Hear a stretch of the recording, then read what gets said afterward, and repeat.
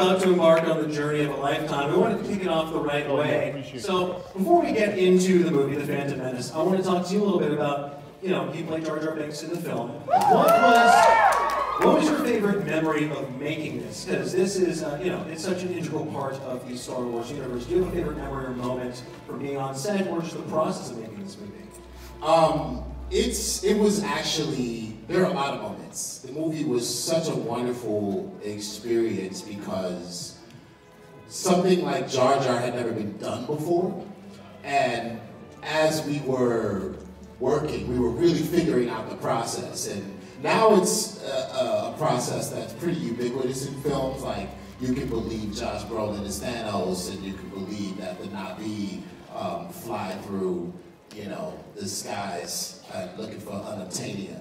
But when we did this, we had no idea it would work. So there was a lot of collaboration, there was a lot of trial and error, and George Lucas and Rob Coleman and John Nolan and all those guys were so very open to me being an actor and moving and experimenting in ways. There's one scene that I really like, though. There's a scene, well, oh, look at this. This is cool. I haven't seen this.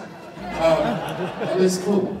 The one scene that I really like is when Ewan and Liam and I are in the submarine going to Naboo, and Ewan asks me, he goes, "How were you banished, Jar Jar?" And when I got the script, I had these lines, and I was like, I don't know what this is, right? And the lines are like, I caught one or two little bitty accidents, right? And he goes, an accident, and I said, you would say, boom the gasser, and it goes, you would say, boom the gasser, crashing the bus's head nipper, then brightest, right? So I had to say that, and I go up to George, and I'm like, George, what does this mean? And George goes like this, I don't know. I was like, okay, I'll just say it. We had such a good time in that submarine, and if you look closely, me and Ewan started doing Star Trek impressions. So I was William Shatner, I was Captain Kirk, and Ewan was Scotty, right? So all throughout that scene, Liam was laughing so hard that his mustache started flying. So you can see it in the movie. You can see Liam kind of trying to hold his mustache on. Folks, please pay special attention. If you find where that happens, please tweet it out afterwards. So I have to say, The Phantom Menace is a very special movie for me because it was the first movie, the Star Wars movie that I saw in theaters. Wow. And it really helped kick off a lifelong love and reinforce a lifelong love of Star Wars. What has it meant to you to be a part of this fandom, of this community, of this galaxy far, far away? I've had a very roller coaster ride of an experience with Star Wars and these movies, and now that I'm a lot older, I was 24 years old in this movie, and which dates me a bit. I know, it's 20 years ago, but I was so young and I was so bright-eyed and I was so excited. Every day I was trying not to get fired. So I threw my entire everything into this film, and then when the film comes out, it was just kind of just a destruction of our work. And now it seems to have turned a corner, because all of you all who saw it as very young people and grew up are now adults, and you all now can experience the movies and share it with your children. And those are the memories that will last beyond us, as well as every film technique in movies from the beginning of film till today is in this movie, every single one. There has not been innovation in a major motion picture ever that like it has been in The Phantom Menace. So to be a part of that, and to be an historical part of that, as a filmmaker and as an artist, is just so impactful to me, and the importance of that is not lost to me. As well as, in 1977, I was y'all.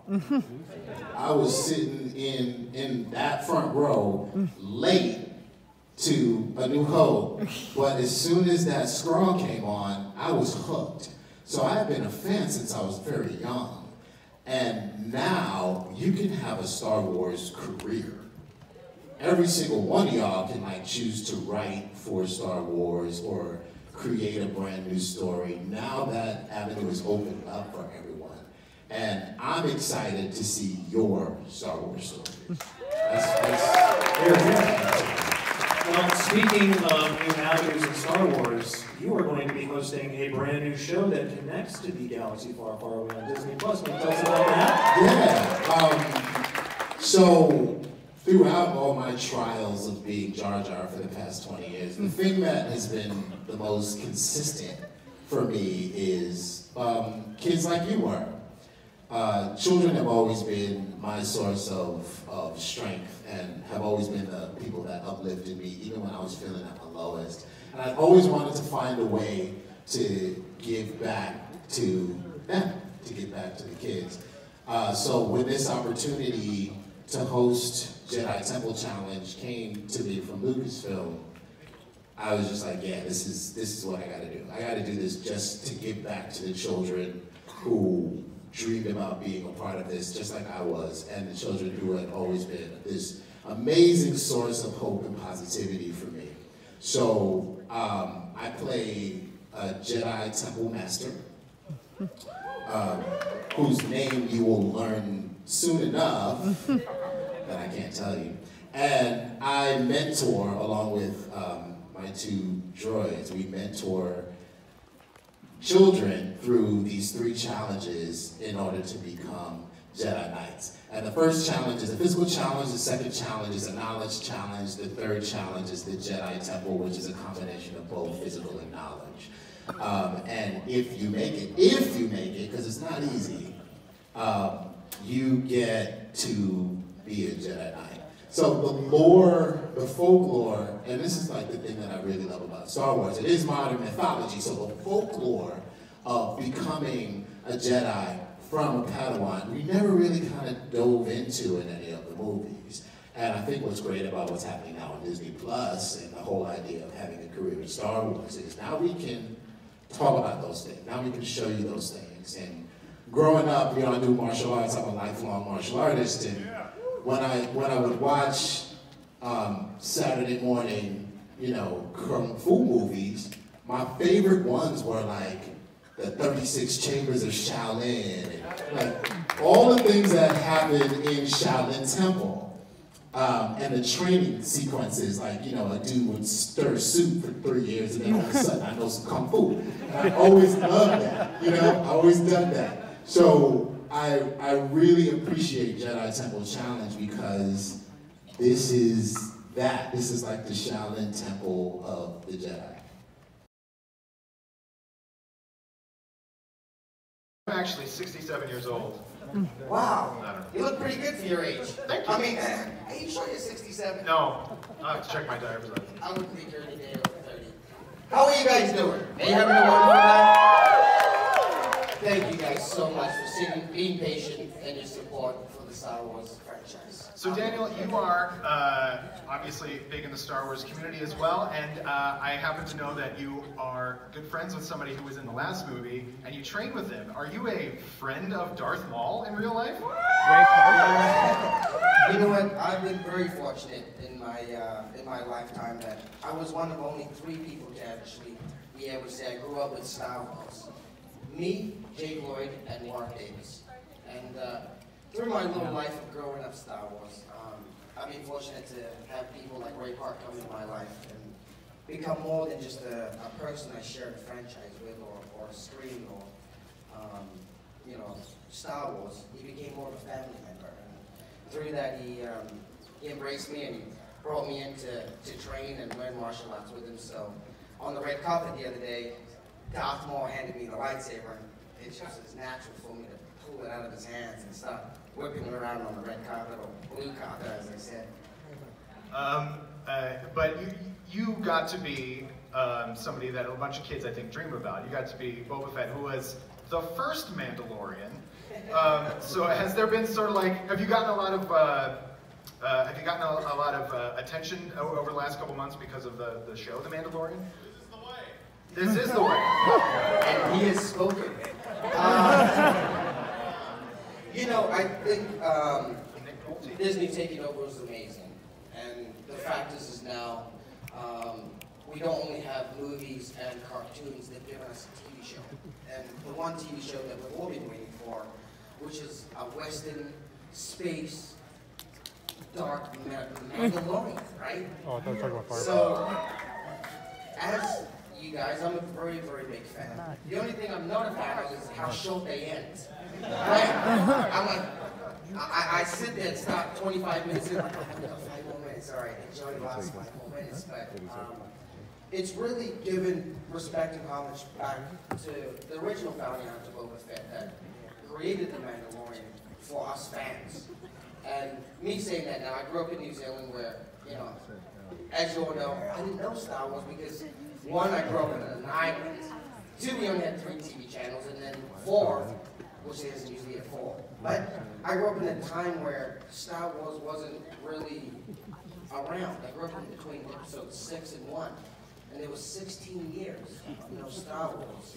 Besides, people like you guys keeping the franchise alive by doing backstories, cartoons, and any other things you guys can do, like fan films and stuff, to create the characters and keep them alive, which BOBA FETT lives through, thanks to you guys. Before we get to the movie, what are some of your prevailing memories of working with Timur Morrison, who played you/your dad, and Ewan McGregor? You know, I love Timur Morrison. He has become very much a part of my family. Like I said, part of my fragrance. But him even so more because I grew up with a lot of people without a father. So once I got Star Wars, he only gave me, not only gave me a father on stage, but he gave me a father in real life at some points in my life. So he would call my house, and I'm from a family of 6. So they would pick up the phone, and he'd be like, "Oh, it's my son then." And they would think like, "Oh, now he's got fame, you're starting to call." So they would hang up the phone on him. Yeah, I'm like, so then he would call back like, "No, this is Timur Morrison, this is Star Wars Dad." You know? Get him, Dad, get him, you know? So I would then be able to talk to him and realize, "Oh, you just hung up on my Star Wars Dad, how dare you?" But getting to work with Tim, he really showed me how, like, a New Zealander is to be and how you should be presented. Because you gotta remember, there's not very many New Zealanders before Lord of the Rings that were able to make the big screen or something like Star Wars. Couple right here. You know, and then everyone up in New Zealand is now famous because they had so many people in Lord of the Rings, you know, they hired the whole entire island. So it's not cool anymore. But Ewan McGregor, I'll always say, like, I love Ewan McGregor. He is such a wonderful person. And to give you guys a funny story, I grew up with my brother. Like I said, I didn't have dad, so my brother let me watch everything I wanted. And if there's any kids, don't ever watch this movie. It's called Trainspotting. Right? I was 13. I mean, regular 13 on this side that I was. And I saw him and I'm like, "Oh, you, the guy." He's like, "Yeah, hello there." And I'm like, "No, you're the guy who went down the toilet for that thing." And he's like, "Who's been raising you, kid?" And I'm like, "Well, I raised my pack of wolves. My mom works all the time to feed the pack of wolves, so I watch whatever I like." Pretty much, you know, in a short way. And yeah, so I recited every single line he had from the movie too. While we were in the makeup chair, and my grandma falls asleep because she had diabetes. And her sugar must have gone low or something. And he hit me thinking she passed away in the makeup chair. "Oh no, that's just Nana. She falls asleep. She'll be awake in a second." And I don't know if you have any family members like this that like do the old. And then they wake back up and they still pick up the conversation as if like they never lost. You know? You guys get it, right? That was my dad. So I said, "Don't worry, she's all good. She'll roll with us in a second with a little limp." Poor lady. Everybody ready to go? Here's the first sequel to the original Star Wars. It's darker, more cerebral, more spiritual. And for me, I get separated from my friends, and it's a little lonely being the only human being on the call sheet, along with a puppet, a robot, various snakes and lizards. Let's all watch as the Empire Strikes Back.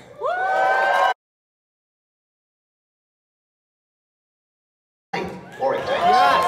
Yes, it's me. Hello to all of you at El Capitan, currently enjoying the 9-film Star Wars marathon. The Force is strong with you all, as is the aroma of body odor. You know, I'd love to be there with you in person as a fellow fan. Obviously in a specially roped off VIP section with security, unlimited popcorn and drinks, but nonetheless, I'd love to be there celebrating what we all love. Warwick Davis. Now you're about to start Return of the Jedi, which was my first venture into that famous galaxy far, far away as Wicked Ewok when I was just aged 11 years old. Now when you get to the scene where Wicked finds Princess Leia unconscious on the forest moon of Endor, look out for that tongue when Wicked speaks. Now it wasn't put there by the wizards at ILM, it is indeed my own actual tongue. Oh yes. I think that was the reason they cast me in Willow. So you've got just 3 more films to go before you find out how the Skywalker saga ends with The Rise of Skywalker. Is everyone excited? Keep your arms down. Remember, you've been sat in a movie theatre for almost 12 hours. Have a great time, fellow fans. This is Warwick Davis signing off in true Star Wars style by uttering those immortal words. May the seats be softer. Enjoy the movie.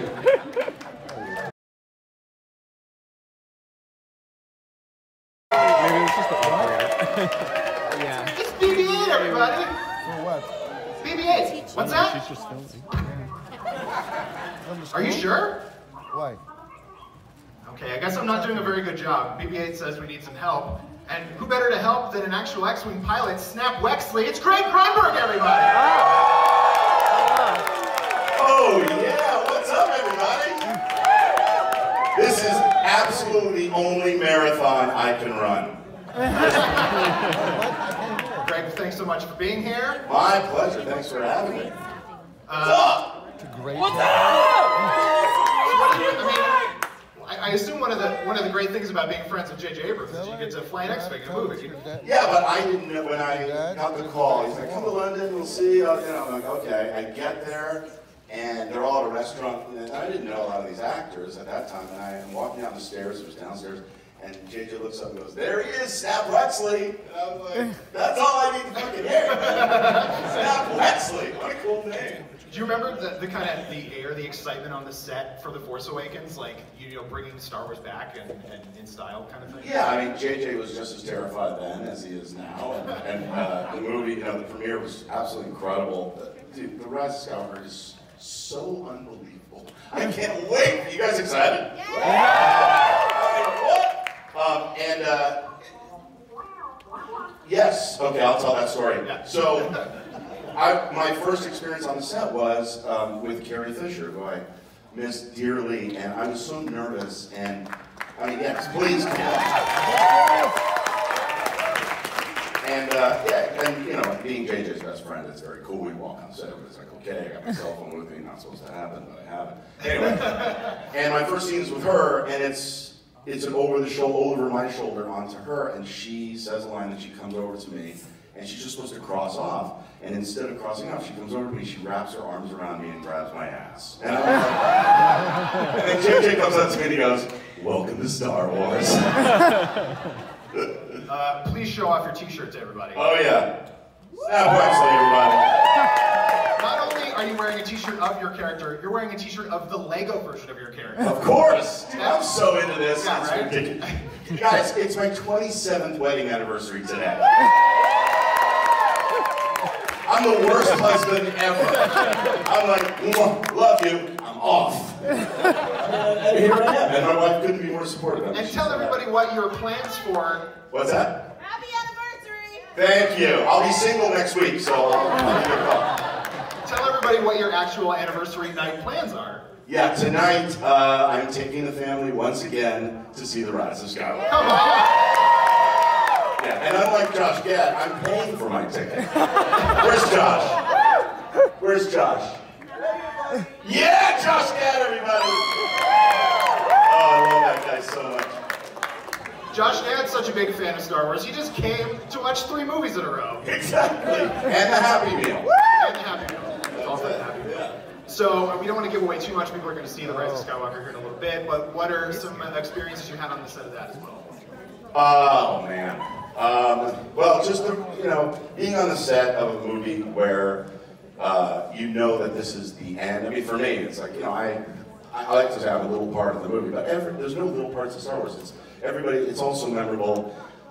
We got to have fun. There were so many cool cameos. Like, look for stuff. Obviously, we all do, but in this movie, there are some really. Look in the crowd. Look in the back. Look, there's so many people. There were people that I was like, I couldn't believe were there to just be a part of it, and everybody felt that same special energy. It's just there's nothing else like this. I mean, I feel.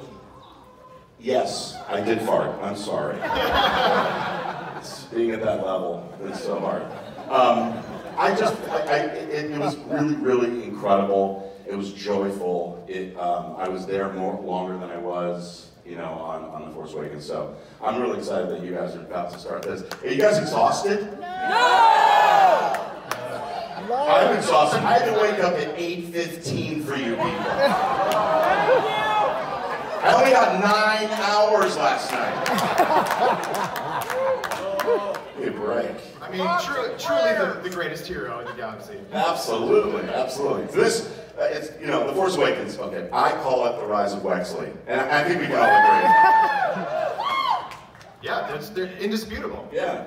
BB-8, do you have some final words for the audience before we throw it to the movie? Oh, you can't say that. God, That's okay. This is a family show, BB-8. Don't let Disney hear it! Thank you. Heroes fans? Yeah. And I'm a better pilot in this than I was in Lost. Just a little bit better. You and me will go talk Alias after we're done. Absolutely. Guys, thank you so much.